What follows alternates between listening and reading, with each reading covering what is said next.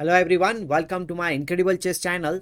Our India's number one player Arjun Erigaisi is inching towards the 2800 rating mark. If he manages to cross the 2800 rating, then he will be the second player in the Indian history to cross the 2800 rating. Well, the first player is obviously our 5 times world chess champion Vishwanathan Anand. I would like to mention one more thing also, that our World Championship challenger, the youngest player, you can say, the 19 years old Gukesh, is also inching towards the 2800. He is also very close race with Arjun to cross the 2800 rating mark, you can say. And the games are very fascinating. Every day we are looking at the games and which are being played in European Chess Club Cup tournament 2024. And one of the game which Arjun has played in the round number 3, I would like to show it to you. It is a very interesting game where Arjun took a lot of risk and he was rewarded in the end, you can say. Well, we'll get to the game now. And well, before we go towards the complete video or the analysis, I would like to say, do like the video, subscribe to my channel if you are new here. I'll be getting a lot of content on this channel. We already have 500 plus videos on this channel, so I hope that you will definitely enjoy it. So let's begin then. In today's game, which we are going to see, Arjun was playing against Mikhailevsky, and Arjun was black in this position and in this game, and Mikhailevsky was playing from the white side. The game started with knight to f3, then d5 was played, and then white played g3. Well, he is showing his intention that he wants to develop his bishop on g2 now. He continued with his development, knight f6. Both players are super strong, like you can say. Victor is the grandmaster, so obviously they know what they are doing in the opening phase. c5 was played and then castles. Well, in this space, knight c6 was also a very viable option, but Arjun decided to play e6, keeping the option for the knight in future to moving it. So white has opted for, you can say, king's Indian attack or the reti kind of opening, and here he decided to do something related to center, because until now white did not place any pawn in the center of the board. So he decided to play c4 in order to attack the pawn on d5. Well, Arjun simply pushed the pawn forward. One thing I would like to tell you, that it's not an easy task if you just capture the c4 pawn and imagine like, okay, you will be getting the extra pawn. No, it's not going to happen like that, because white will be having knight a3 move, attacking the pawn on c4. You cannot play b5 because the pawn will be for free, and if you play queen to d5 in this position, then white can simply play queen to c2 and the pawn on c4 is definitely going to fall. So just because you are going to capture the c4 pawn, it doesn't mean that you are going to win anything. So he decided to just simply push the pawn forward with d4 move. White decided to attack the pawn on e3, so he played knight to c6, supporting the pawn on d4. Well, another thing is also there. We needed to open the game also. We needed to keep going our development thing, so that was played. And one more important thing is, like, this knight will be putting some kind of hurdle for the bishop on g2 on this diagonal. Okay, fair enough. So d3 was played, and after d3, bishop to e7. Development is continuing. E captures d4, c captures d4, and now here white played rook to e1. Well, this is the position where I would like to tell you that we need to identify the weaknesses in our opponent's camp. So if you think about this position with a calm head, I will say that white has a slight weakness on d3 square. Correct? So that weakness needs to be attacked, you can say. If you want to attack that weakness, then you have one interesting plan of action, that you can play knight to d7 followed by knight c5 in this position, so that you can attack the pawn on d3. Okay, so that's one of the problem, like one of the thing which you can do. But while doing that thing, white will also try to play something like a3 followed by b4 to attack the knight on c5. So here we have to be very careful, and the usual action which we need to take against the a3 b4 plan is to play a5 in this position. Okay, so Arjun first of all says like, okay, I need to get my knight to c5 square, so let me prepare for it. He plays knight to d7. He delays the castling. He says like, okay, I'll play it after some time. So white plays b3, and now, okay, he could have played knight c5, but right now it is not that much useful, because white is threatening to play bishop a3 and maybe capture the c5 knight, and also preparing b4 in this position. So instead of playing knight c5 immediately, he first of all castled in the position, making sure that he will be safe, his king will be safe, and then he will continue with the position. So now his opponent, which already played b3, played bishop to a3, trying to exchange the bishop in this position. So Arjun says like, okay, If you want to exchange the bishop, you can exchange it, no problem, but I need to stop b4 kind of ideas for future. So he plays a5 in this case. The b4 square is now controlled, and now after a5, here he simply captures the bishop into bishop, queen captures e7, and now white plays knight d2. Well, Arjun's idea is still to play knight to c5, and then white is preparing to play knight e4 to exchange the knight on c5 square. But Arjun anyhow goes for knight c5, because once you say A, you need to say B also. So he goes for that knight e4. Now this is a very crucial position where you need to decide what to do about your knights.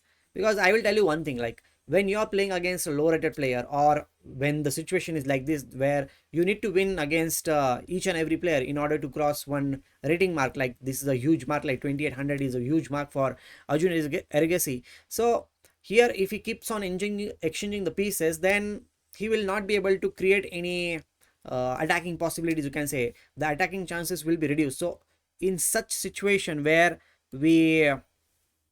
our opponent is trying to exchange the pieces, what we should be doing is that we need to avoid the exchanges. If we avoid the exchanges in the position, then we might get some chances in future. That is the logical thing, because when we are talking about the attack will be successful only if you have more number of pieces into the attack. Okay, then only it will be possible. And another thing which I have observed in stronger player against the weaker player, you can say, means I'm not saying like Arjun's opponent is a weak player, but rating wise also you can say there is a huge difference between them. So when you are playing, or when I have observed some games also, the thing is that the stronger player usually takes more risk, because if he doesn't take risk, then he will not be able to achieve what he wants to do, that is the winning the game. And according to his rating, he is supposed to win each and every game. So here knight captures e4 is definitely the simplest move, you can say, which can be played in this position, and maybe white will just capture here and the game will continue. But Arjun took a little bit dubious decision in this position. He played knight a6, which is not that good, because you can see the knight on a6 is not doing anything great. Okay, and rook on a8, bishop on c8, knight on c6, these pieces are a little bit cramped on the queen side.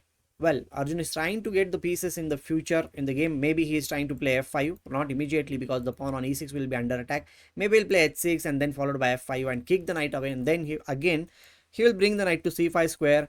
The point is, like, after that, if you get to play f4, if you capture it, rook's file will also be opened up. So black has some kind of ideas in the position by avoiding the exchange of the knights. Fair enough, right? So after knight a6, his opponent played knight h4, which in my opinion was not that great decision. Maybe it would have been better just to develop the rook in this position. Okay, or maybe just to play a3 so that knight b4, this kind of jumps will not be happening. But he played knight h4, which was not called for, you can say. It was not needed in the position. So here Arjun took a great risk, you can say. He took a big risk in this position to open up his king side. So in order to open his king side, he played g5, which is a very risky move, because by playing g5, he is already saying like, okay, my king is kind of exposed, like it is opening up. If you can attack, you can attack, no problem for me. But in order to attack black's king, white needs to sacrifice his knight, because right now in this position, if the knight is under attack, and if you say like, okay, I'll save it and then I will think about how to attack these weaknesses, that's not going to work out, because black will simply, Arjun will just simply play h6. Now f5 is coming on the board, and as I mentioned, we also have the opportunities to play f4, open the f file, bishop d7, other rook will come in the game, and then knight c5 attacking the d3 pawn. So black's pieces will be coming in the game very quickly, and his attacking possibilities will be higher than white, because white is not yet ready in the position. So in order to take advantage of g5 move, here Arjun's opponent decided to sacrifice the knight by playing knight f5. Okay, he played this move because it's quite obvious, like if you don't accept the sacrifice, then knight will be going to d6 square. It can also give the check on h6, and a lot of attacking possibilities are there. So Arjun just simply captures the knight on f5, and now the knight on e4 is under attack. Any normal player will think like, oh, there might be some discord attacking chances because the rook and the queen are there in the same line, only knight is there in between them. But in this position, there are no discord attacking threats. So white plays a very clever move in this position. He plays queen h5. Okay, he plays queen h5. After queen to h5, the point is Arjun cannot capture the knight on e4, because if he captures the knight on e4, bishop captures, e4 is coming on the board, the pawn on h7 is under attack. I know the pawn on h7 can be supported very easily with f6 or f5 move, but whatever the move you play, you will be losing your queen after bishop to d5, because check is there, and also the discard attack on queen on e7 is there. Okay, you can play king g7 or something, but in that case also white will just simply capture it. The game will go on. Black still has a lot of pieces, you can say, for the sacrificed queen. Black will be having 1, 2 and 3 pieces, which will be more than enough, but why to go for this kind of variation? So the main thing is, like, you can just simply ignore the knight on e4 because you already got the piece in the position, and you can go for the exchange. That is also a very unique strategy, you can say, very common strategy, not unique, very common strategy, which is applied by uh, the stronger players who wants to defend their position. So here Arjun says, like, okay, I got the knight, I don't want it any more knight, I will just go for the queen exchanges. If the queens are off from the board, then attack will not be happening on the board. So he plays queen e6. Now his opponent Victor plays queen captures g5, queen to g6 was played, offering the queen exchange. Of course, why cannot afford to exchange the queens, because that will be very simple position for black, who will just simply win the game slowly and gradually. So here he moves the queen and first gives the check, then king gets checked. King g7 was also a possibility, but then again knight h5 check was coming. So Arjun said, like, okay, I don't want checks in the position. So here queen to h4 was played, and then bishop to e6. So this was very important. We need to get our pieces in the game, right?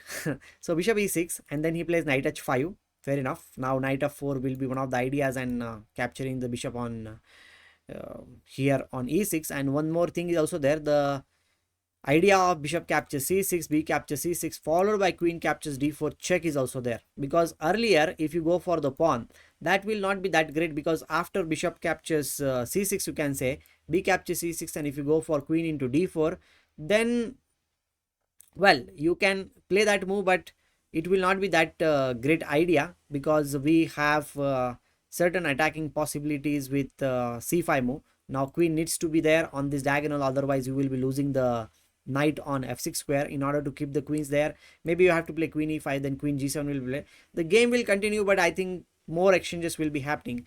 So here in this position he did not go for that thing, bishop captures c6, but definitely on the next move he wants to play bishop captures c6 with a check.